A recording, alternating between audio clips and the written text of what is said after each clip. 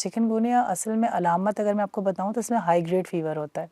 یعنی بخار بہت تیز ہوتا ہے، 103 104 اتنا جاتا ہے۔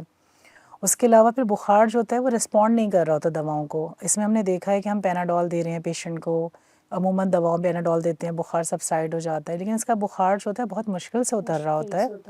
اور بخار کے ساتھ ساتھ اس میں الٹی ہو سکتی ہے، اور سب سے زیادہ جو اس کا ٹپیکل ہے وہ جوائنٹ پین ہے۔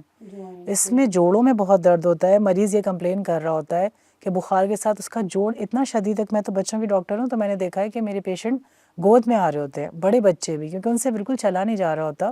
اس میں سیویئر جوائنٹ پین ہوتا ہے، ہائی گریڈ فیور ہوتا ہے، کچھ کیسز میں ریش بھی ہوتا ہے، جیسے آپ نے دیکھا ہے کہ گرمی دانے جیسے چھوٹے چھوٹے دانے اس طرح نکل آتے ہیں، ایچی ریش ہوتا ہے، کبھی اس میں خارش بھی ہوتی ہے، ایبڈومنل ڈسکمفرٹ ہو سکتا ہے، اس میں الٹی ہو سکتی ہے۔ لیکن جو اگر ٹپیکلی میں آپ کو بتاؤں تو سب سے کامنلی پیشنٹ ہمارے پاس